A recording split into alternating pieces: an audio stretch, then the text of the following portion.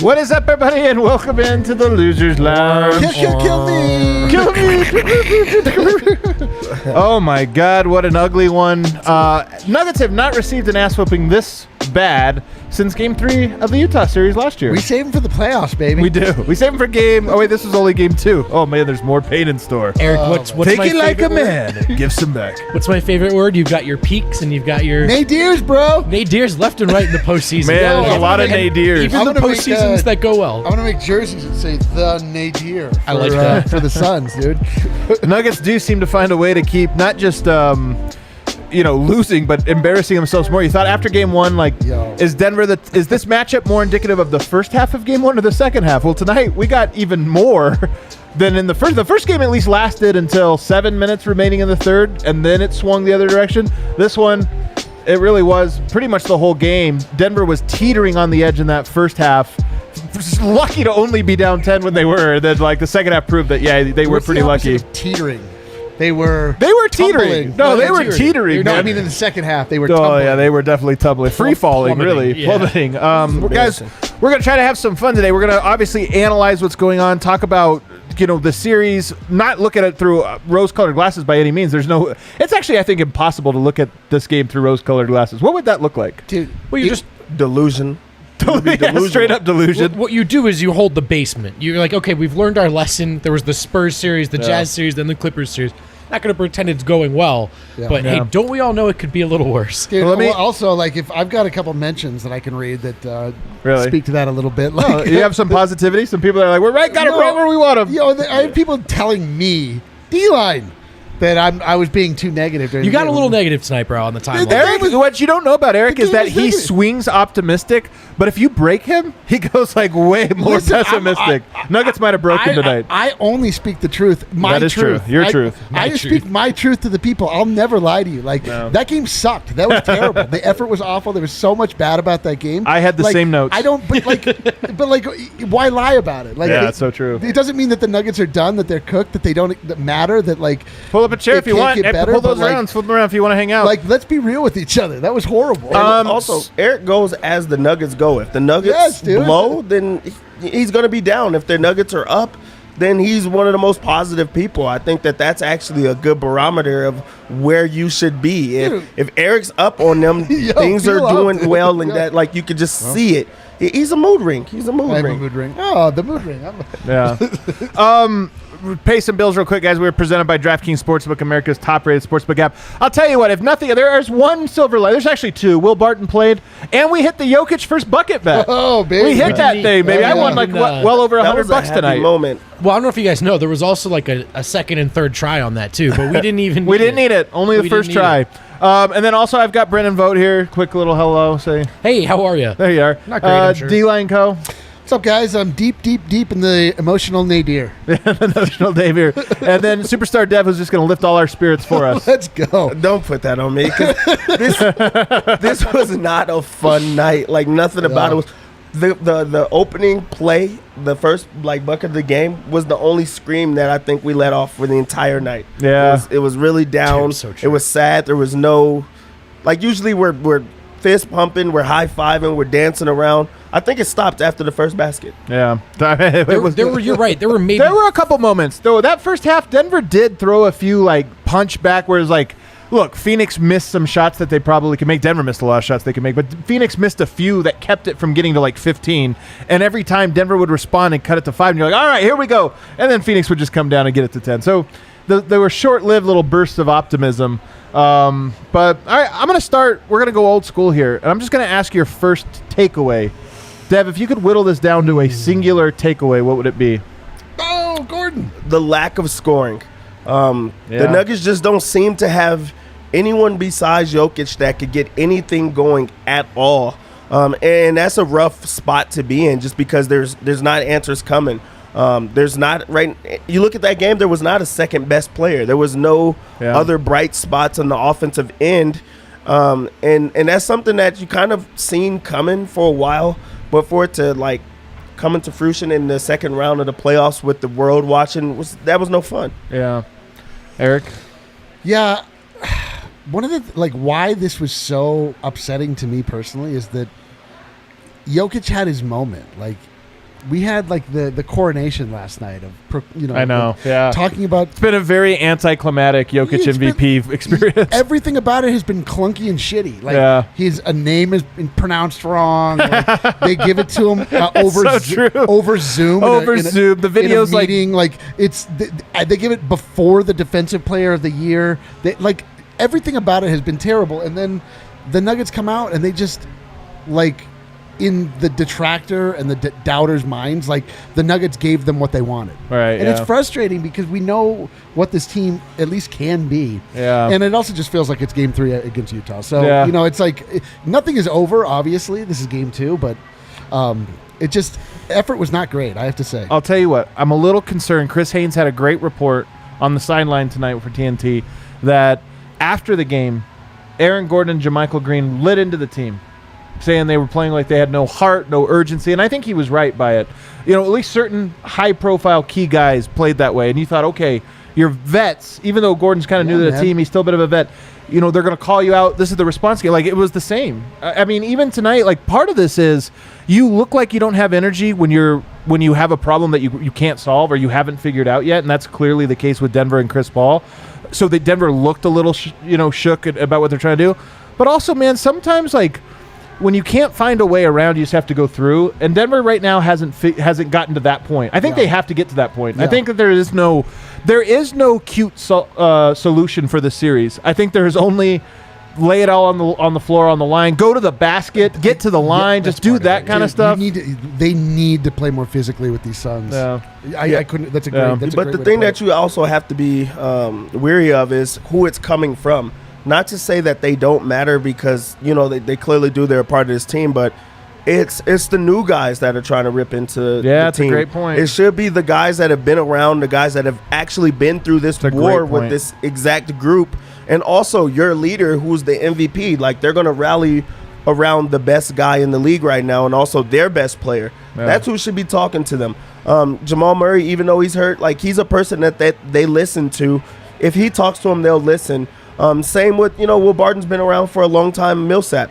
But when it's coming from your two new guys that also, one of them was part of your 3-1 comeback. So those are not the guys that you want to listen to. I do appreciate the fact that the two guys are stepping up and they want to be the voice because they came here for a reason. And they're like looking at them like, hey, wake up. We've seen you guys down before. Like, it's good to hear that. But at the same time, everybody has to want it. And tonight they didn't seem to want it. My big takeaway, I agree with Dev about you just got to make some shots. And, look, the defense was really good in the first half, I thought. I know the Suns just missed some, but the Nuggets' energy was there. The defense was there. Second game in a row, I felt like that was the case. They fall apart in the third quarter, but I really still think it starts with offense. You can't just be playing transition defense all night long. And eventually, you're grinding to get stops against a good offense. And then you can't put the ball in the rim. Yeah. It's deflating. So, but more than just making shots, Steve Jones Jr., great tweet, they need to establish someone as a threat to unlock what they do offensively. And that's not just Porter finishing plays or hitting shots. And so I'll try to go to a positive note. Will Barton III looked a lot better tonight. And he's going to be on a minutes restriction. He's probably going to be limited physically to some extent. But can you play him more? Is he a guy who can establish some sort of pick and roll game? Because I understand they can't do it. Like, Facundo Campazzo is not a pick and roll threat. Monte Morris is not playing well. Man, oof. Those two things go hand in hand. Monte Morris, now he was a minus 19 again. I mean, maybe we do have to get to a point where, like last game we said, it's rare for him to have bad games, although they do have him. He's not like a guy that never has bad games. But you thought maybe we want to see game 2 to see if maybe it's something that's going on with Phoenix that's specifically making him struggle. And tonight he goes out, he follows up a 1 for 10 performance with a 1 for 7 performance, follows up a minus 28 with a minus 19. Those are just numbers you never see with Monte Morris. I would bet that's the worst 2-game stretch of his career. It's inexplicable. I mean, it's funny because for it to come from Monte specifically, like, he was the difference in the pivotal games against 5 and 6. So no question, he was Denver's second most important player. He might have been their second best player over those. Like, Michael Porter had great stints, but I think Monte Morris was the second best Nugget. No question. In the important part of the second round. No question. He was draining threes, finishing at the rim. Like, right now, I don't know. I mean, perhaps like the defense on him has just elevated and it's giving him fits. Like the Suns are definitely packing the paint. Like the Torrey Craig is blocking shots from behind. Like I kind of want to see Monte roll with the starters and Facu roll with the bench and see if that helps. Monte Morris, he looks like shit. Straight up, he looks bad. He looks bad. And also, a lot of it comes to the fact that I think a lot of times he's like one of the like higher IQ players, and he's really composed. Right now, he's playing against a group that is more composed than him. That are higher IQ players, and also they understand like what he wants and like what he's going to do. There's times that, someone like could feel good or comfortable in a room and then they get into another room with guys that are, macho men or more comfortable and they don't know what to do with themselves. And that's what it looks like with Monte Morris right now. His confidence is down. He's not making any shots and he keeps on shooting it. And they're like, that's exactly what we want you to do. And I think for like the first time in a long time, he's in a spot of trying to figure out who he is. So I think like this is the worst time right now for him to have identity crisis, but he's not himself right now. And until he makes shots or sees some shots go in, I don't see it changing at all. So maybe there does need to be like a switch up. Cause I mean, a lot of people are blaming Facu on this, but Monte looks bad. So why go to that? That's a big part. That's a huge part of it, Dev. I think this would be a lot easier. We all see the Facu limitations and the way that the spacing changes, but if you felt like there was an alternative, it would be easier. And I think Facu, honestly, like nobody's playing well right now. Jokic tonight offensively was well, but defensively he was horrendous. But Facu at least is giving me all he's got. Yes, like, he's playing defense. And it's like I can't even be upset with any of his shortcomings in this one. And not even that. He made a 3 tonight. I guess he only goes 1 of 5, but. He's playing hard. He's playing defense. He's trying to be disruptive. And if everybody was playing, given at least that effort, at least you would have something. Whereas right now you're getting poor production 100%. And poor effort from so many different 100%. Guys. Let's go to Jokic's night real quick. He has 24 points, 13 rebounds, 6 assists in 30 minutes. Doesn't play in the fourth. The numbers, if you just look at them, are Jokic type numbers. Like that's not bad. But to me, what stands out. One is how little he can affect the overall game right now. Like the Phoenix has done such a great job. Denver's having a hard time getting him the ball in his spots. Like they're just not letting him get the ball. And then even when he has it, he's scoring 9 of 17. He's scoring at a good rate, but it just doesn't. It's not scoring in a way that we know when Jokic is a dominant scorer and it's like forcing the defense to do things they don't want. They're kind of just living with whatever it is that Jokic is getting right now. Nothing else coming off of it. He does go 1 of 3 from the 3-point line. I almost feel like he's the one guy that I think they need more shots from outside, and everybody else needs to kind of be at the basket. But how would you evaluate his night tonight, Deb? I don't think that was a good Jokic night by any measures. I think that he kind of walked into a 24-point night. The rebounds was there for sure, and I feel like he was aggressive on the rebounds. That was the only thing he was aggressive on. I think he's such a talented offensive player that he can have 24 points, and it looks like he had an okay night, but that's not a Jokic night. Also, he made some, incredible passes, but also that's the thing. He was a bit too passive in this game. There were times that the defense got to set up on him where he was just like supposed to go. There was also times where he had mismatches and guys didn't find him. He seemed to mope and get mad about those situations. And then once he gets it, he's like, I don't even want to score. I don't even want to shoot it. Instead of just saying, okay, this is why you're supposed to give it to me in these spots. I think that this was a night that Jokic was pretty passive. And then also on the defensive end, he also didn't try. He didn't care. Ayton had those 2 fouls. You attack him in every single way, and they didn't do that. And then he was frustrated a lot tonight. Denver not being able to take advantage of Ayton being in foul trouble was a real red flag. Like a lot of this was they couldn't get the ball to Jokic. They just couldn't get it to him. That was one of my big notes. One of the first layers to this is you have to see Jokic when he's got mismatches. And this might sound a little more harsh than I mean it to be. I kind of mean it in a matter-of-fact way. With all due respect and admiration for Austin Rivers, there's a little bit of like the honeymoon phase is over now. Like that quarter was great, but get the ball to Jokic when he has a mismatch. And I know someone has to be aggressive. It's a fine line. And I'm sure guys are telling Austin to shoot. But the line to me is, Jokic has a mismatch. We need a bucket. All 4 other guys on the court have to know that, and they have to get the ball to him. It is almost unfair, and I know what you're saying, but it is almost unfair because in when Murray went down and you pick up Austin Rivers on a 10-day and you have Facu ready, this, like, there were the expectation of, hey, they're up and down limited players that maybe can do some things. And they ran hot in that first round. Like, they got confidence. Portland's a horrendous defense, so they got a rhythm going. And now you're playing against, I mean, look, the Phoenix Suns are incredible. I actually love them. I've said this so many times. Great team, man. They're great, but they're great defense. And offensively, everybody just knows their role. Everybody does their job. They're high IQ players. There's none of these, like, dumb mistakes. And I got to say, one of my concerns, we are now how many years into the Denver Nuggets making, like, critical defensive errors? You know, even when Denver has won in seasons past, it's been, like, offense that has carried them there, and maybe defense in late fourth quarter or late in the series or whatever. But you even get into that third string tonight, and you've got Langston Galloway on the court and a bunch of these guys. They're still torching Denver's team. I look at it, I go like, man, you can't even, you put in a team that's running a prevent offense and Denver still can't get stops. And it's a whole different group of guys. It's confusing to me. But here's one thing I will say. We can go to a break after this. The playoffs are interesting. And we do liken it back to the Utah series because if you remember that series, Jamal Murray game 1, he saves the Denver Nuggets' ass. Goes with an incredible fourth quarter and I think overtime in game 1. To win them the game in overtime. Game 2, Denver kind of looked like tonight where they get blown out in the second half. Game 3 was a blowout, a clowning all the way through. But the playoffs often are about teams just having to solve a puzzle. And oftentimes when you solve it, you get a win, then the other team adjusts and it's a new puzzle and then you got to figure it out. And eventually teams run out of solutions. It sucks to be down 0-2 when you have not forced Phoenix to have, like, you haven't solved any puzzles. But you know, there is an opportunity now to say, okay, here's for the coaching staff to say, here's what they're doing.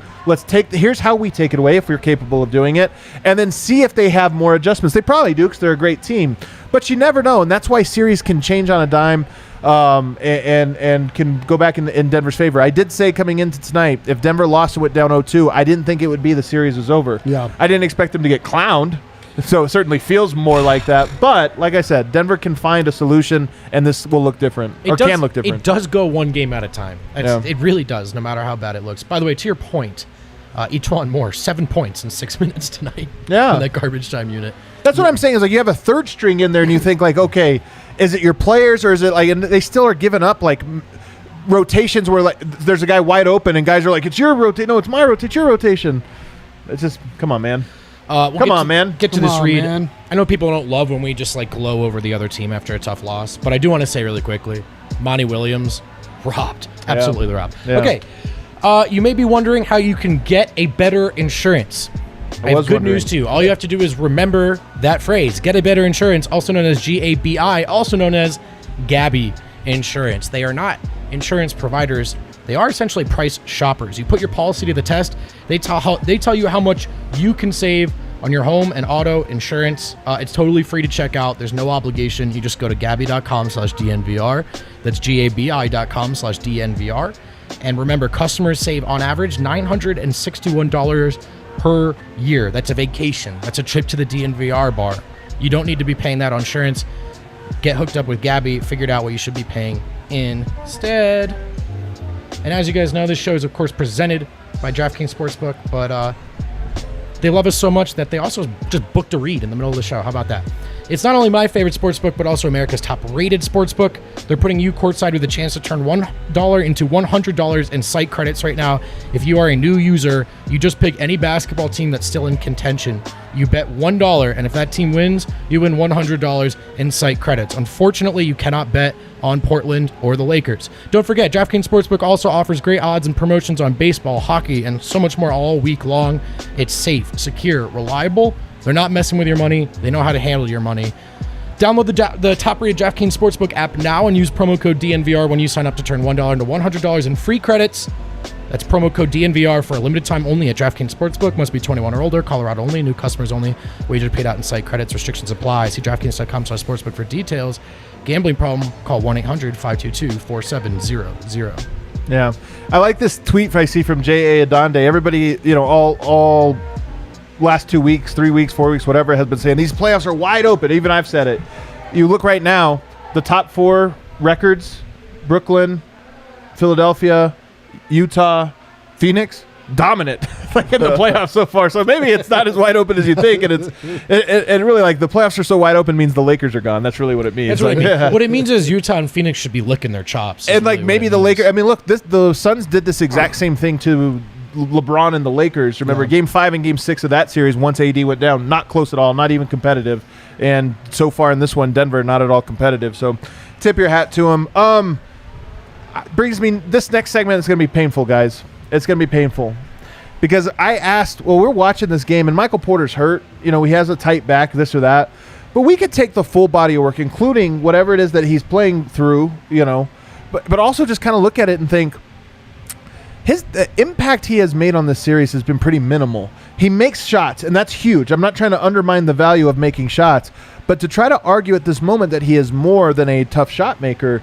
Like, he just hasn't proven that yet. I still think the talent's there. I'm not saying any of that, but like right now, I said this, I think, on last night's podcast, just regular podcast, that if you ask me, do you expect a big night from Michael Porter at some point in the series, I'd say absolutely not. 25, 28, maybe he gets really hot 30, I could see it, but do I see a big explosion where it's like, man, he won the game from? I don't know. No more than I see that from Monte Morris or, you know, any guy that is capable of making some threes. Which, who is that? Well, that's true. So maybe it is actually well, like Austin Rivers. You know, like Austin Rivers won Denver that game 5. I know, but I'm not like, oh, Austin Rivers, another one's coming up. It's funny. Yeah, no, it's true because you know, coming into the playoffs in general, we were looking at Michael Porter Jr. as the possible Jamal replacement, and he's showing us that, you know, that's maybe not in the cards this season for what it is that we can expect out of him. When he gets rolling, it is beautiful. You know, we've had, I think, 2 or 3 Porter quarters this playoff so far, and when it gets rolling, it really feels like inevitable. But you know, we're just seeing like physical limitations, and we're seeing him play soft again. You know, whether or not that is because his back is hurting him, or, you know, obviously we don't know the entire story of what it is that Michael Porter Jr. is going through. But you're right, man. Like, it's just not to this point. It's not what we had hoped for, and it's certainly not what the Nuggets have needed. Yeah.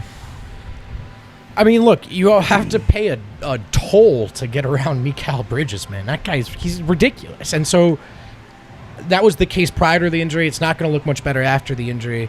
And we can say, well, that's not a big... But it's not an injury. I want to make sure it's sorry, clear. Thank you. The pain. Yeah, it's like, because, there's a difference between an injury and, being a little we should be clear on that. You're right. Tweaked back. Nonetheless, clearly affected him, I thought, tonight. But here's the thing, though, because the offense is part of it. And he in garbage time, he went to the basket one time, drew a foul, and I was like, hey, that's nice to see. I don't know if he doesn't have the confidence to do it, or if that was just against second stringers or whatever.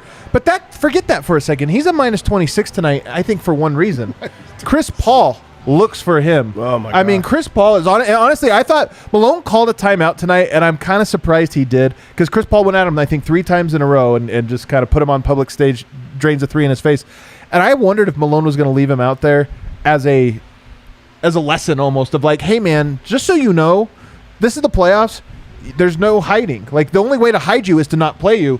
But and he called a timeout maybe mercifully. But I also thought he looked especially bad, like last year's playoffs Porter, and I think a lot of that stemmed, like, this is a guy I think who needs to see himself hit some shots, right, before he's going to bear down and really focus in. But that's the thing that worries you the most about Michael Porter Jr. is that he's one-sided, and there's so many limitations to his game, and right now they're exposing those limitations.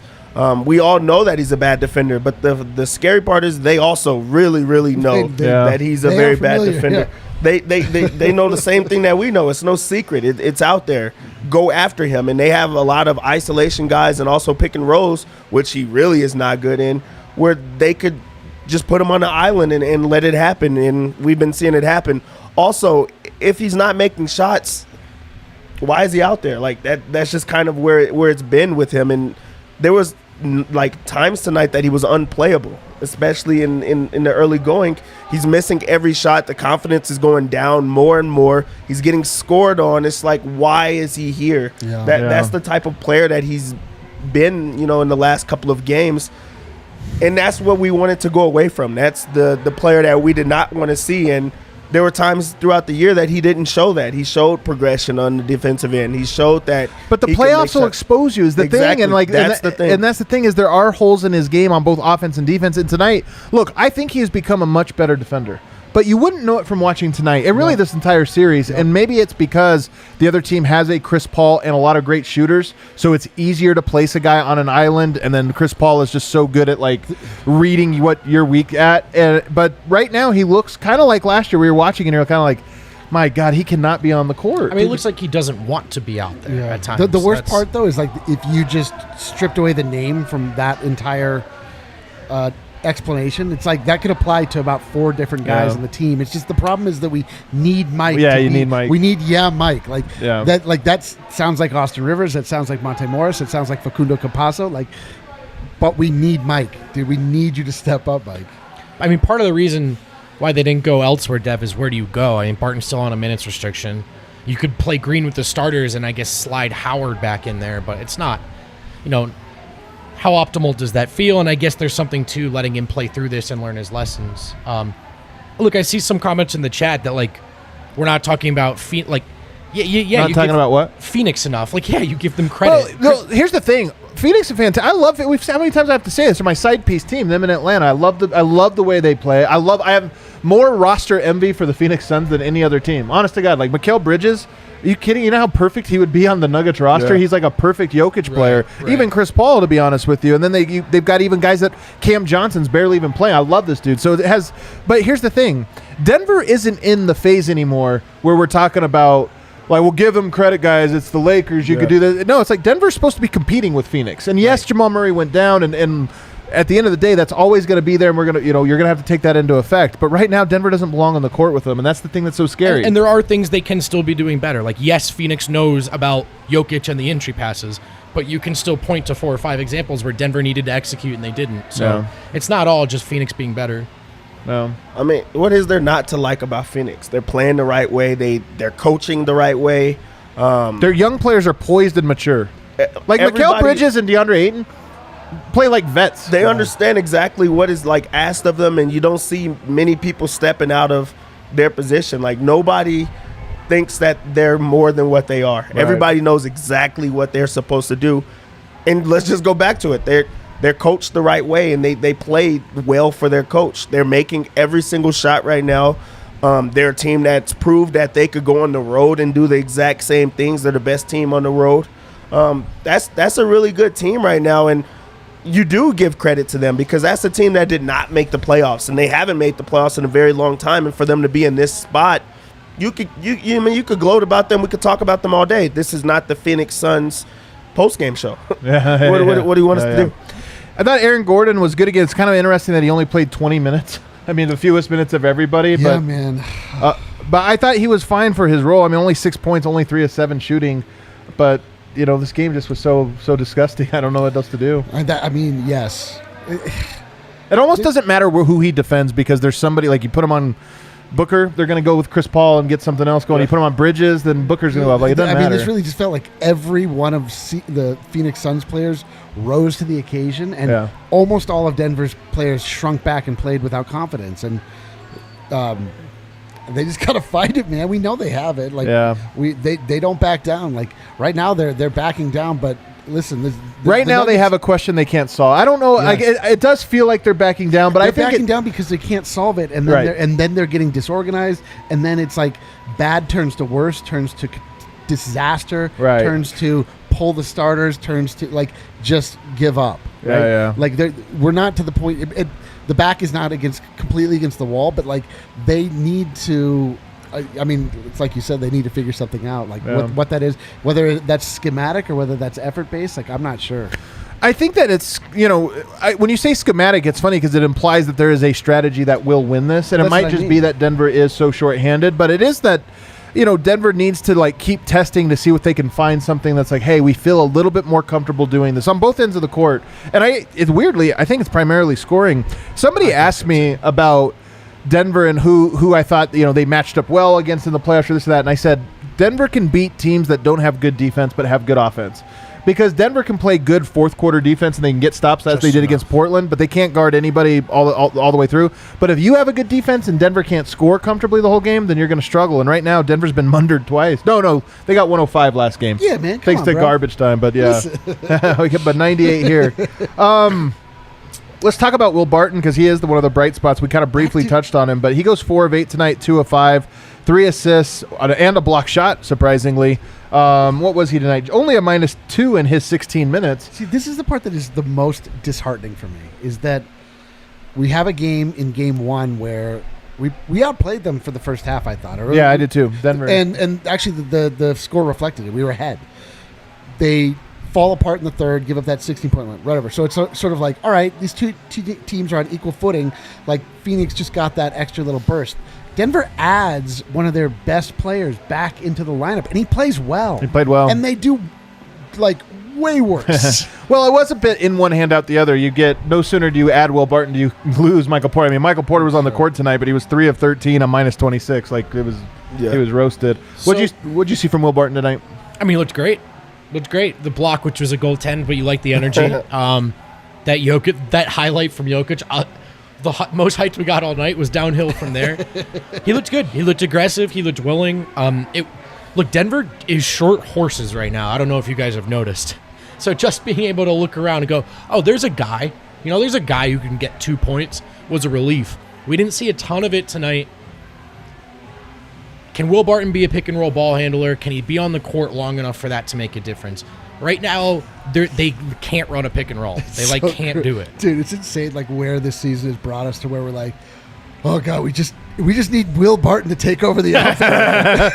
It's so true. Like, if you could get a portal to 3 months ago, like, here, we're going to flash to the end, and we're like, guys, Austin Rivers and Campazzo just have to be better at Chris Paul. And we're like, what? Wait, hold on. They're not going to beat Chris Paul. Are you kidding me? Oh my yeah, God. but to even go back to Will Barton, the highlight of the entire game for the Nuggets was, and also the highlight for Jokic was the backdoor pass to Will Barton, where he just throws it to a spot that he knows he's going to be. It's like him being familiar with the guy and just him coming straight off of not playing for months now and going right back to what he knows. And Jokic, that was a moment that Jokic was like, exactly. That's all I've been asking for right now, and no one else can seem to do this right now. So for it to be Will Barton that's only played 15 minutes and also is also very limited, that was a very big bright spot that the Nuggets needed. And hopefully the Nuggets could go ahead and win at home, so it just keeps on giving him more and more ramped up so he could play more minutes. But there's a lot that went bad, so it's good to have Will Barton back, or a bright spot. And I do think he'll bring a little bit of toughness and just pride to the team. And some of what we're talking about tonight is it feels like some of the dudes just don't have a ton of pride. And I think Will Barton, only 16 minutes tonight, about in line with what they was expected. I wonder if that gets ramped up for Friday night's game and you could play him 25 minutes. Who knows how he'll do tonight. I thought, if nothing else, at least he just gives you a dynamic ball handler. And that's kind of an important thing, I think. I'll say I like Zeke Naji. Hey. Garbage time. I mean, there we go. Man, you were really dialed into that garbage time. I'm just saying. Like pain. I'm just saying, man. He hits a 3. Adam's like, he hits a 3. He's got a coast to coast. He's moving his feet. I thought he did a great job. Who was it? Campaign that he defended perfectly. Yeah. Campaign drains a garbage shot or something in his face. It says. No. Oh yeah. Wait. But it just says moving forward. I like our chances in garbage time moving forward. Oh, I think with garbage time, dude, they're going to have a hard time beating us 4 out of 7 times in garbage time. If they can stop more. If they can just stop more from scoring 7 points in 6 They're not getting 4 out of 7 from us in garbage time. Denver's garbage time doesn't back down. Each one more, dude. He really ruined our garbage time. Go ahead. I was going to talk about someone else. Do you want to stick on Zeke Naji? Or? No. I got my Zeke taken. I was going to say. Yeah, I mean, it's kind of a bummer one, but Paul Millsap is just... Yo. It's crazy that he went 4 of 8 tonight and 3 of 5 from 3, because I'm watching him play and I'm just like, Jesus, man, this dude's got nothing. He hit a few in the most futile frame of the game, but... Leading 3-point shooter tonight. The turnovers. It's the turnovers. He's also just out there. There's times that he's running into his own teammates. He's trying to take out his own guy. He has nowhere to be on the floor. It's as if he forgot how to play, to catch, to run, to do anything. So that is shocking that he made a couple of shots. And that's the thing. You also, he only plays 11 minutes now, but play him less. -11 and 11. Play him less. If he's playing bad, I don't know if he has a role. Yeah, he might be just done. He was bad in the last series too.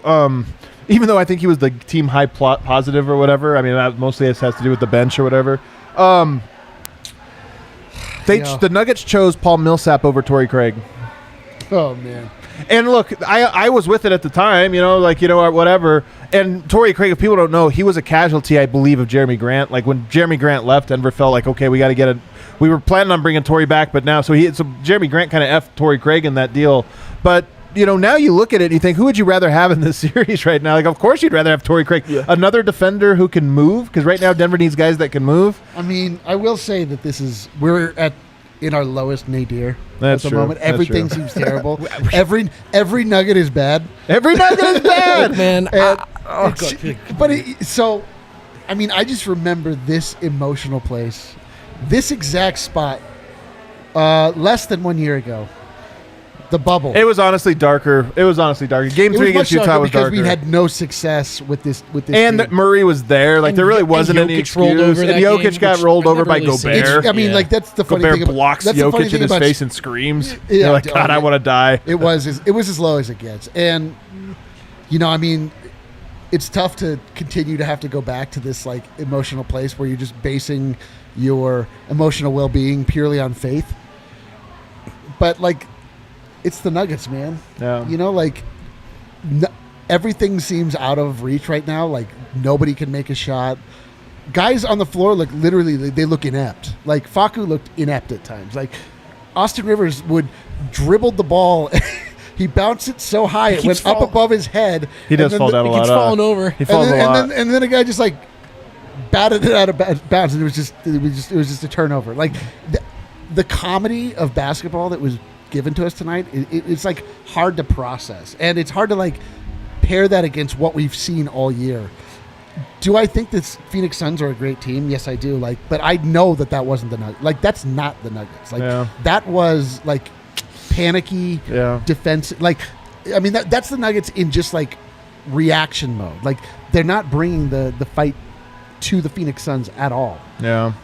Whether or not they can change that, I don't know. But I've seen them do it in the past. I've seen them completely flip the script. Yeah. And it's going to be in Ball Arena next time. Jokic is going to be getting. I mean, his this is a MVP team that trophy. has been down 3-1 twice and come back from it, and that's just because, like, to what you're saying, in all of those series, there was a bad game 2 and 3. Game 4 went like, they're starting to figure things out, but they still lost. And then games 5, 6, and 7 were completely different than the ones before. I don't know if Denver's going to get that far now. Right now, they've got to figure it out a little bit sooner. But yeah, we felt like the same way. Like when we first went up against the Clippers, it was like, oh, we're outclassed. This is a better team. Like the NBA. That's a great point. That's a great point. I definitely. Because I didn't feel that way against the Utah Jazz. You're right that I just felt like, Denver, what are you doing? This is disappointing.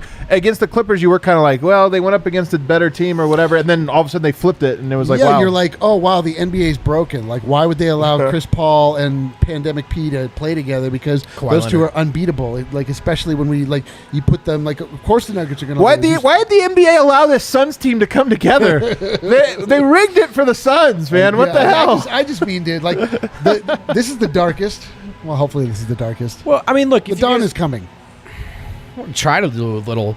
If you're looking for, do they wake up? Do they play with that sense of urgency? You're going home. First game in front of a home crowd that's going to be at virtually full capacity. Yes. I don't know why they framed it that way. Maybe though.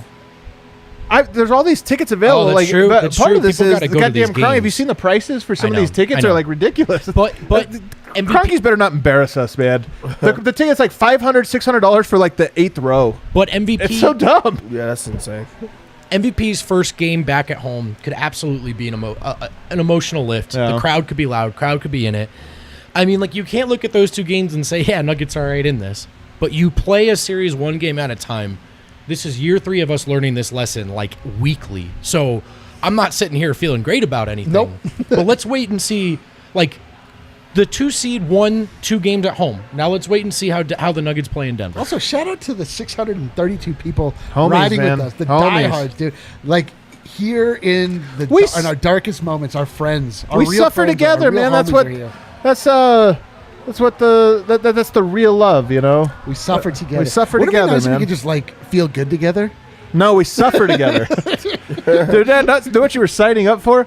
Let's go take our final break here. On the other side, though, we're going to read a bunch of super chats that are coming. People even super chatted tonight, man. Dude, we got some real ones out there. The bet, like, you guys are incredible. I feel like a million times better. I didn't feel like I watched that game. Like, I just. We'll read the super chats. Harrison Wind is hearing right now from the locker room. I can't wait to hear what Jokic had to say, Malone, and I don't even know who else talked, but I can't wait to hear it. Oh, you want to go to ads now? Yeah. Okay. Well, as you guys know, we've got a new partner. It's Solace Meds, not Solus Meds. Solace Meds, man.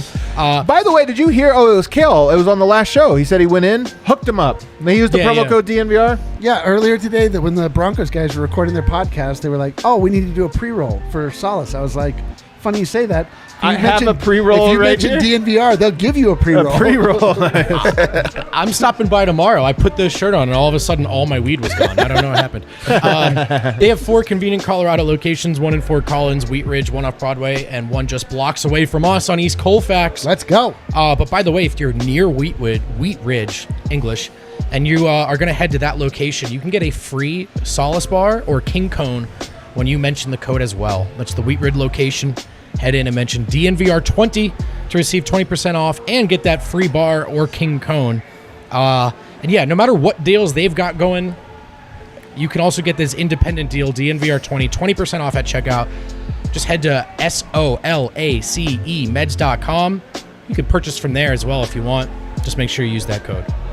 Solace Meds, check them out. Also have to talk about our friends at Chevalier Mortgage.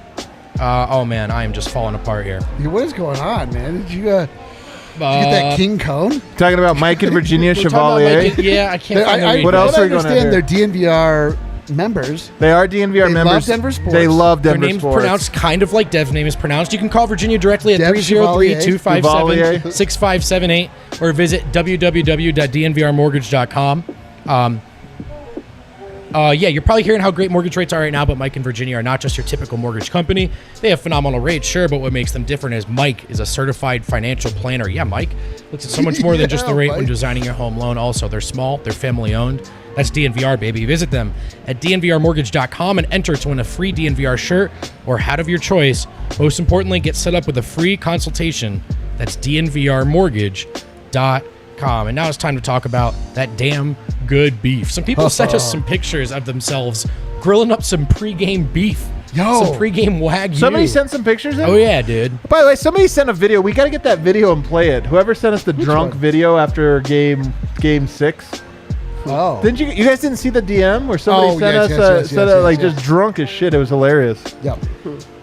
Everyone wants me to know it's okay. Everyone's a little shaken. Take my time, square my shoulders, and shoot. There you go, yeah. All right, don't hit the side of the backboard here. Yeah. Oh, no! I'm still in the driver's seat. Hassel Cattle Company is now offering DNVR listeners a buy 3, get 1 free on their flank steaks. These delicious steaks are lean and very flavorful. They should be thinly sliced against the grain when carving, just so you know. An ideal choice if you're looking to marinate. These steaks are super affordable, just $9.99. Now you can buy 3 and get 1 free. Use code DNVRFLANK at checkout.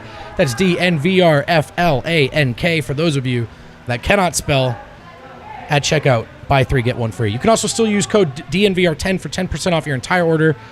You also get free shipping if you order in bulk, $200 or plus. Get that beef with your friends. We're back. We're back? You guys like to see, is there like... I see some people are saying JaVale McGee should start. I think that's like that's the funniest one I've gotten. I look, I understand what they're saying. Like, yeah, we got to shake it up, right? Like we need some rim protection. But that's almost a no hoper. Like, oh god, maybe that's a game 4 fix when you're like, well, this doesn't really seem like it will work. But Shaq Harris, look, Denver has to find a way to slow Chris Paul, and so far there's no answers. And I wonder, Denver's not scoring right now anyway with their offensive players. It's true. I almost have more faith in Denver scoring if they can feel good about themselves and get some stops. I don't know. Do you think they got any kills tonight? They got 0 in game 1. Actually, I don't think they might have gotten a kill in the first half. You think at the end of the second quarter, they might have. They might have gotten a kill. Here's what happened though. If they did, they didn't go down and score on the yeah, so true. So that was the problem. So I wonder if maybe you just try to go all defensive and see what happens. You know, I don't know. Yeah, do you want to see Shaq Harrison in this series? Why not? You know who he played for first?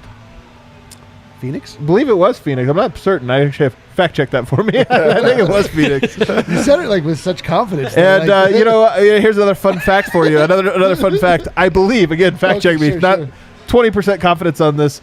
Marcus Howard hails from the Arizona State. I know he's a rookie, but I think he also played for Phoenix. Really?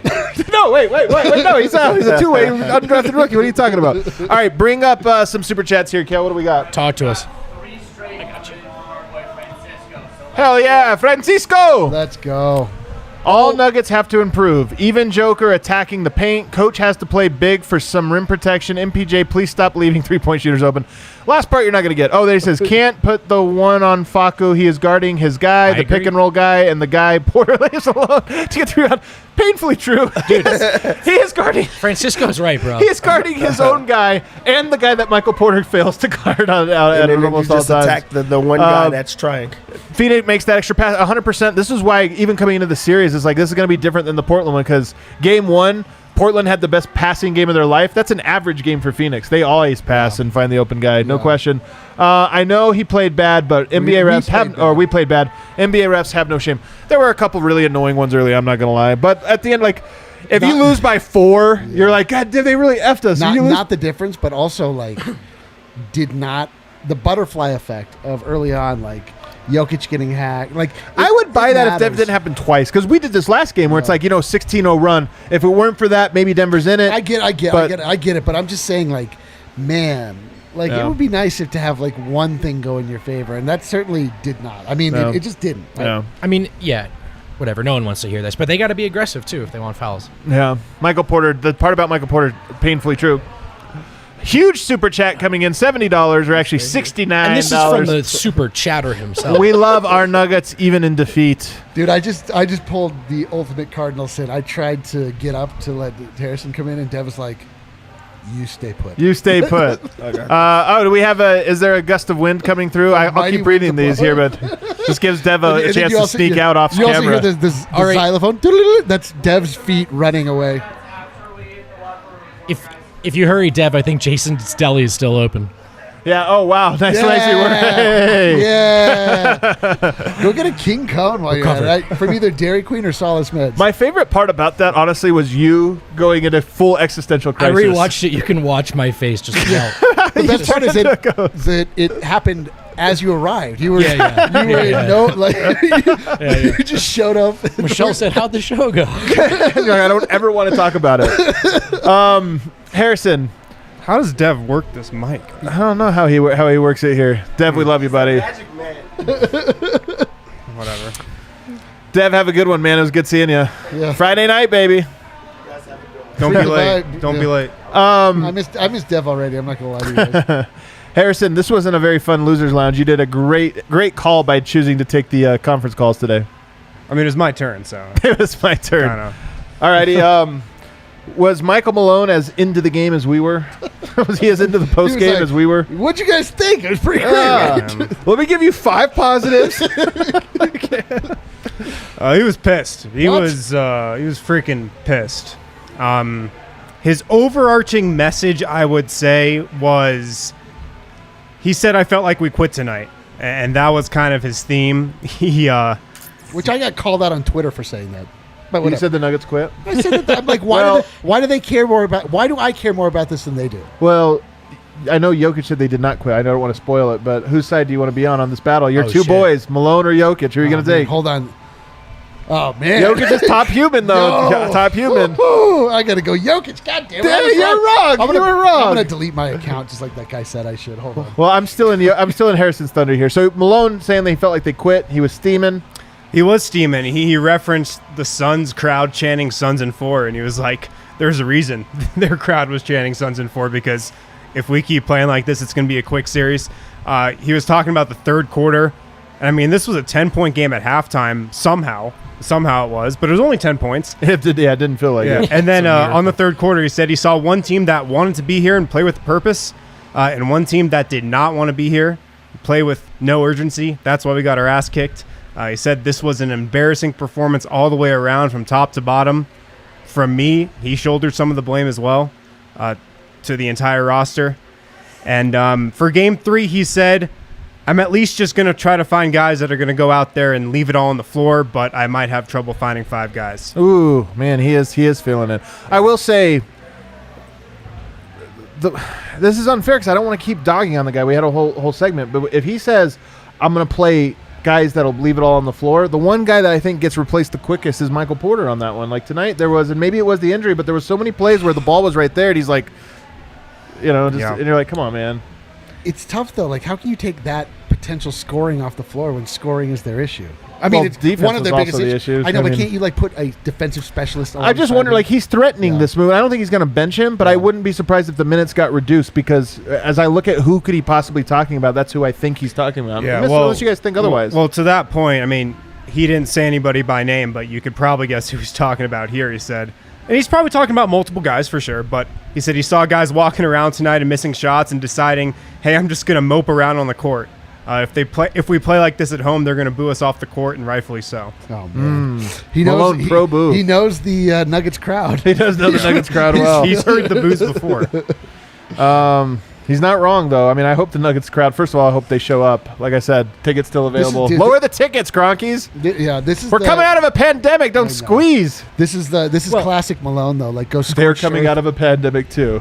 I was gonna say, The Cronkies. have some sympathy out of him. Yeah, but like you They're a mom and pop shop. you go scorched earth when it's bad, and you punish and you build back up. Yeah. You make the I think people Malone's feel just bad. mad. He is, but I'm saying like there's something to like this is just his style. But yeah, I mean he's going you're scorched earth, and they earned it. They earned this scorched earth. Yeah. Yeah, Malone on the one silver lining tonight, Will Barton. This is good. He says he told his players, it's embarrassing that a guy who hasn't been able to play for 7 weeks was out there leaving it all on the line, and I don't feel like anyone else did. No, Will Barton, man, he is, I mean, people have hated on him, fans, because the one thing they don't appreciate is that he is heart. He is heart and soul. We've called him the heart and soul of the team for a long time. He really is. He was asked about Michael Porter's back. He said his back was fine. That's it. I mean, I felt like he was not close to 100%. I know. He was looked stiff. He was super stiff. He looked out stiff. there. Yeah, he was a Denver stiff. I mean, he might just mean like it's a pain management deal, right? Like it's not a structural issue, so it's just. I mean, look, we can't tell Michael Porter, like, your back's sore, play through it. Like, that's the one thing where I'm like. No, I know. I'm saying but he's saying that to himself. Yeah. That's what I'm saying. Yeah. We spoke with Will tonight. Spoke with Nikola tonight. Will said that there were some things said in the locker room post game. He didn't really get into it, but some things that needed to be said were definitely said. So that's 2 straight games, if you're going to believe Chris Haynes' report, that guys have stepped up and ripped into the locker room. 2 for 2. Maybe we just need like a group hug. Maybe once they get on the plane. Some spike ball, maybe? Oh, I'd start off slow on the plane. Like maybe like do a group Mad Libs or something. Game of telephone? Yeah, they're like it gets back. What was the word? Soft. They're like no, it was the word was basketball. The word just got some blown the word was we don't back down. Oh, shit. A game of telephone. So this was actually really interesting from Barton. He was kind of talking about the injury and whatnot, and he pretty much said that he's taking a risk by coming back and playing. That's wild. But he said he's willing to take that risk, and he's committed to playing. He made the decision to play, and he's going to have to give it his all. He said he can't be scared about what could happen out there, but he made the decision to come back. And he wants to play more, he said, but he's going to trust Denver's medical staff to say how many minutes he can be out there. But it seems like he's kind of maybe playing with a little fire here. Like he's taking a risk, but he wants to be out there. I mean, respect. Yeah. I got a lot of respect for Will. Yeah. Got a lot of respect for him. Yeah. What else we got? Let's see here. From Will, also, he said it was kind of tough to get into rhythm on the minute restriction. Malone said Barton was hating him when he had to take him out because of that restriction. And on CP3 and the Nuggets defense and, like, how does Denver slow them down? he just says, like, right now the Suns are just doing whatever they want. They're getting to their spots. They're getting to the things they're comfortable with. And we just got to make it tougher on them. And he did say on Aaron Gordon and the Jay Crowder little dust-up, he says we need that thing from the jump. Like, we need that energy from the jump. Yeah, what if we look back at Aaron Gordon, like Paul Millsap up against... Well, Nuggets won that game. Yeah, Right. but still, like, whatever. I don't know. Like, Yeah. the spine stiffening. I mean, I'm not going to lie. Like, that crossed my mind for sure when it happened. absolutely. Like, the moment where they're, like, you know what? F this. Yeah. Screw this. Like, Yeah. I thought Aaron Gordon cared. Like, I know we were talking about Will Barton and no one else. I thought Aaron Gordon did. I mean, I thought Jokic was really frustrated tonight, but there was a moment in that third quarter when it was, Denver was really down, where Jokic kind of turned it up, like, let's go, guys, and he was the only one, and then it was like, And he took that big three. Like, I remember that big three. I was like, this is the big shot. if it would have hit, you felt like, okay, we got a little rhythm, but missed it. His But- energy was good. Defensively, he was playing like a guy who wasn't trying to get called soft again. Yeah. But just getting torched. All right, what else? So Yoke talked as well. He was asked if he felt the Nuggets quit. He said, I don't think our guys quit. Maybe we put our heads down, but I'm not sure that we quit. I didn't quit. No, he didn't quit tonight. He didn't. he never does. He's the top human.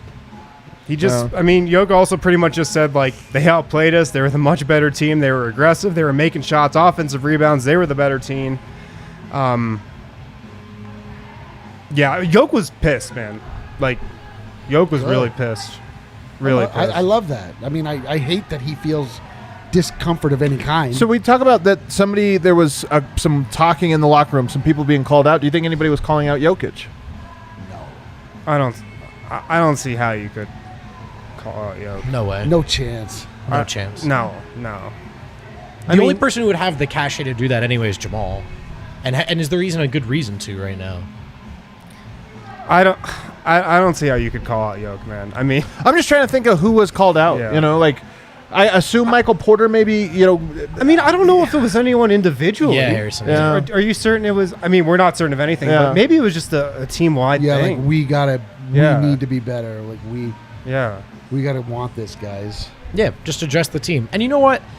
They're all professionals. Like, they can all hear that and handle that. And those guys are right. So if you don't want to get yelled at by the two new guys, fucking play better, We're all professionals too. I feel like we could use. I call you guys out all the time. We could use a little of that. Nonstop is calling true. you guys out. That report was soft. Win soft. Eric, you were soft tonight on the show. So soft. All right, what else we got? A couple more things from Yoke. I like this description of the shots that Phoenix was getting. He said Chris Paul was setting his teammates up with practice shots. They were. That's Yeah. pretty much what they were. Chris Paul's so good, man. Yeah. He's really freaking good. Can we stop talking about this game? Well, all I keep coming back to George Karl. I've been doing the show with him now for 2 seasons, and all he keeps talking about is how valuable a true point guard would be. Not to take anything from Jamal. And every time I watch, one, Jokic get exhausted from trying to run everything, Yeah. but then two, just having an actual point guard, and you're kind of like, yeah, that would be nice, man. Imagine how great Jokic would be if he got like 12 points a game that were just like layups off of great play or whatever. But Yeah. Chris Paul's masterful.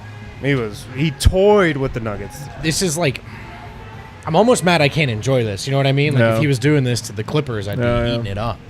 The only other thing I got from Yoke, he was asked, does there need to be a lineup change or a rotation change or anything? And he said, I'm not the coach. So, I don't know. hot fire. I mean, it wasn't really like That's hot not fire. fire. He was, That's matter of I'm, fact. I'm kidding. he was just like, I don't know. I'm not the coach. Like, I'm it's like, not, what else would he you have know, said? Maybe not. He Yeah, said. he's like, I'd like to see Shaq Harrison start for Yeah. explicit. I want Votgo to play 40 minutes. yeah. He'll play hard. Let's would? get to some of these super chats here. Kel, what do we got? Great day for the enemies of the Denver Nuggets. Who starts game 3? For the enemies. It's so true. My haters are thriving. I know, dude. My foes. Our haters are having their best days. I think if you make any change, maybe you do Monte in for Facu. Not that he earned it tonight, but just because of the dynamic of the pick and roll Just to thing. shake it up. Just to shake it up. But I think maybe Could you play both of them? Like, could you go Monte Facu and try to have like? that scares me a little. I want to see Shaq Harrison on Chris Paul. Yeah, but again, are you going to start that? Maybe. Man, I don't No, see it, definitely man. not start. But I mean, as Denver's going with the same starting lineup. Yeah, The only thing they yeah. could change is Will Barton in for Austin Rivers if they feel like Yeah. he's ready. But I mean, like starting, whatever the first stint. As it goes on, like I want to see them put real heavy defensive pressure on Chris Paul.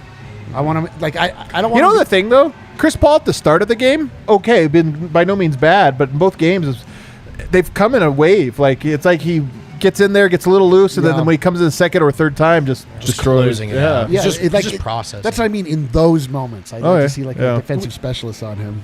And maybe to that point, Eric, like it's not just the shot making. He's getting so much time Yeah. and he's so comfortable Yeah. in that probe space where he's just reading, The probe analyzing. space. You know Doing what I a lot mean? of probing. He's getting a lot of time to just stand there and look at Totally, Denver's man. defense. He's toying with them. He really is I'm toying with not- him. It's so easy. Can I tell you something though? This tells you how narratives work in the NBA. The same people that are like parroting. I don't know if you guys saw Perkins tonight. Said I thought I told you Chris Paul was the MVP after like flipping like 30 times. He said this like every time a player has a good game, he flips to So him. But embarrassing. the same people that are doing these talking points and talking about it. The same people that 10 years ago said Chris Paul was a choke artist in the playoffs because when he went up against the Golden State Warriors and couldn't get over the hump, everybody was like, "You suck, you're terrible." Like actual analysts. And the reason I bring this up is, a lot of these Nuggets, they're still early in their career. I'm not trying to make the excuse for them, but it's just I learned this lesson while following LeBron's career from start to finish. That a career is so long, and people are going to change their tune 30 different times. Yeah. And even if you win, they're going to change their tune if you lose. Like they just go right back to it. So just never look for the validation. Jokic won the MVP. One day later, people are slandering him again. Like it's never gonna. You're never going to get what you think you were You know what I going to really get. like about what you said though What? is that LeBron is finished. He's You fin- followed his career from start to finish. Oh, nice. Yeah. Well, that's true. Yeah, that's true. The other thing is like the NBA is the most like Dumb. no, but it's the league that makes you feel the worst about following a team that is not the top tier. Dude, it's Right. because They just like everyone piles it on in Yeah, ways yeah, like yeah. the announcers pile it on, the analysts pile. Like everyone makes you feel stupid for not being a front running loser. Yeah, that's so true. well, That's so when true. you're talking about guys like Kendrick Perkins, they're not on TV to offer analysis. They're on TV for entertainment. Yeah. So, like, Yeah, they're that's me what on their this show. takes are based off. Yeah, of course. So, I mean, you can't take I'm just that. saying, don't ever expect there to be a definitive, like, I told you. Right. Everyone unanimously now gives Jokic his equal Yeah, credit, and the totally. Nuggets their equal credit. It's like they'll win, and they'll be like, well, asterisk, or next year they're going to suck, and it was a fluke, and you're just like, what? There's no satisfaction ever. You just have to win a title and then retire. And then retire everyone loves from you. the internet. We love you. All right, what else we got? This was just another Monte question you already answered. Facu is so far out of his depths on CP3. Do we try Dude, starting Facu's Monte defense next was game? good Yeah. tonight, bro, and Monte's wasn't. I do love It was Facu Facu's more. offense tonight I do that love was the brutal Facu part. more off ball defensively though. He makes so many hustle plays. That's whoever brought it up. He makes up for guys who missed their rotations. It's just like Yeah, I mean, to me, he like, really does. That's what he does. and to me, like Facu still like causes disruption. He causes like turnovers and stuff. His offense tonight was just the worst thing I've yeah, ever it's seen. tough. The lineup change would be a lot easier to make if Monte hadn't been Yeah, terrible exactly. through Yeah. 2 games. Ooh. Like, if he was just average, it might be an easy call. Poor Monte. But, Yeah, man. keeping the faith from the South Korea. Let's go the South Someone's got Korea. to do it. I appreciate you. Better Hell than yeah! the North Shouts Korea. to Seoul. Shouts to South Korea. Eva Cook, great The to be son? back at the DNVR bar tonight, win or lose. Oh. Love seeing you guys and meeting fellow Nuggets fans. I also introduced 3 friends to the DNVR bar tonight. Oh, yeah. And they loved the vibes. Thank Yo, you, Ava. Ava Kim, was in if the you- house? Thanks if for you- the gnomes. I know, man. Thanks, Ava. Dude, I don't know. I was too much in my feelings to make. You were any down rounds. bad. I You was didn't down make any bad, rounds. Real Yeah, bad. you got to be better at making the round. Friday, we're all making the dude. rounds. Yeah, we'll make the rounds. We'll make the rounds. If people want the rounds, sometimes we go down. rounds Nobody are wants the a vi- rounds. The rounds are a vibe builder. They are a vibe builder, vibe man. builder. They're a vibe builder. If Harrison's ankles don't do the trick, nothing will. Oh man, he did bring out the Yeah. ankles tonight. I did my part. You did do your part. I didn't quit tonight. We're I brought out trying. the whole leg. We're trying. Dude, I brought out the whole. I wore we got no I shoes shoes. was and going to everything. say, going back to the shorts. Yep, It's a- look, oh god, very uncomfortable angle of this Yeah, but- camera. I feel like We had Valley of the this Buns. video up is in definitely here. getting flagged. After Valley that. of the Buns. flagged. What else we have here? Barton is the only positive from this one. He needs to start in Game 3. The Nuggets defense has been fine. The Nuggets Chili defense has been eggs. fine. It's Oh, the O that's that's been been- shite. I don't know if their defense has been fine, man. Like, I mean, they're giving up a lot of points. The Suns are 125 points. running like practice drills out Yeah, there. they're Like, getting all right, practice shots. run this set, and then like go out there and run and get a wide open. I don't know, man. I think the point he's making, I'm kind of with. If I had to pick one right now, it would be the offense. And I think if you start hitting shots, you've got a better chance of extending that effort across 4 quarters instead of. But at the same time, they have 125 points per game right now Okay, in the so that's a series, good counter. and also the only reason they're not averaging more is because the second half is garbage time and they're like stalling the ball. Also, Mikal Bridges missed 5 open threes in the first half. Yeah, he all did. from the corner. Yeah, he did. Could have been way worse. Could have Yeah. been a lot worse. Was at the bar with our baby tonight on our trip from Utah. Shout out to the staff for making us feel welcome. Man, I didn't get to say Derek, hi. I know. Even if we may have stuck out, the bar was. I can't read this. man. The bar was all it was made out to be. Oh, Game 3 next at Ball. Let's go, Hell Dan. yeah, Well, hell listen, yeah, Derek, Derek, man. we're sorry we didn't Yeah, get no. you some FaceTime, bro. We messed up there, man. we never know who's here to talk to us and who's here to avoid us. So. Also, the vibes were tragic. They were tragic. What else we got? No shame. Well, hard to beat the Suns team without both stars. A.D. Murray. I guess we're talking Lakers here. If role players can't hit shots, Suns load up on the singular star LeBron Jokic. I mean, it's true. I mean, they're doing a great job of collapsing on Jokic's drives because Jokic has like taken Ayton off of the dribble a few times, but then like is met by multiple defenders. Look, Phoenix is good, man. They're The good for a Suns' reason. game plan so far has been Immaculate. A+. A+. And they've stuck to it. Yeah. Well, you got one more? Tough game to watch, but thanks for the therapy, guys. Always feel better to commiserate and listen to you all break the game down. But Adam, you can't Wearing wear those shorts on Friday, anymore. baby. It's too hot in here. I mean, it's like 90 degrees. It's too hot. I'm sorry. You guys are going to have to like blur out or put a little piece of tape across just your so it's screen. clear, it's 90 degrees right there. Everywhere else, chilly. Look at me. You're chilly. I mean, I'm wearing pants. It I would have have to a be. fan literally you on don't my have neck. legs like I have. Hey. man. You don't have legs. I got some legs over here, baby. I got some legs. We've seen deeper holes. I can't even, It's you can't even 2-0. see them. All you can see is like my crotch. You can't even see the legs. Yeah, you've been called Sharon Stone in the chat. Oh, of course. Yeah. I'm doing the sexy slow. Oh my God! Look at everyone's. All right. Are we gonna see it? As Are we the gonna views see just it? plummet down, What I is want to the- say Thanks for sticking with Should I put the worst gnome? moment in the Just show like ever. put the gnome right here. So Don't, it's like don't blocked. subject the gnome to that. Poor gnome. That's child abuse in 12 states. anyway, shouts to those of you who said you're keeping the faith. We know it doesn't look good, but the series is coming home. 2-0. Could be worse. They say the Yeah. darkest Yeah. hour. Did you right guys, before the dawn. Did you guys just like discuss how you're feeling about like the series at large? How are you feeling, Win? Talk to us. Honey, you wouldn't know it by me. Every day's been darkness since you've been gone. I don't know that reference, but it sounds weird. If Talk to maybe us, Wins. somebody in the chat, maybe one person will, and they'll be my homie for life. I mean, I don't feel like we're done. I don't feel like this series is over. For sure not. For sure not. The Clippers were just down 0-2. It's just no real reasons to be optimistic. But Yeah, that's- but I mean, coming back home for Game 3, we got the MVP trophy presentation before tip-off of Game 3. Like, if the Nuggets don't win Game 3, I'd be pretty stunned. As soon as they lose Game 4 is when I'm going to lose faith. I mean, I lose a little faith if they're down 3-0, just a little bit. No. But yeah, I don't think we're done. I want to think they still have some fight in them. I really do, and I think they do. Yeah, we'll find out here. Everybody, thanks for rocking with us. Hit the like button on the way out. Friday night, be at Ball Arena if you can. If you can't, you gotta come get to the DNVR bar because Friday nights at the DNVR bar are always fun, always packed, always great Yes, energy. pack the ball. And we're gonna have the Jokic MVP ceremony. We're gonna have the home crowd. We're gonna have Friday night, and if they get the win, we have the after party. The only thing better than the Nuggets, well, maybe it's not better, but almost as good as the Nuggets game when they win, the after party at the DNVR bar. The after party. Holy smokes. I can't wait now. Can't wait, baby. I've been in the dumps, but look at me now. Look at you now, Soaring. baby. All right, we'll see everybody there. Nobody caught the reference. You all suck. It's Bob Dylan, people. Come on. Oh my God.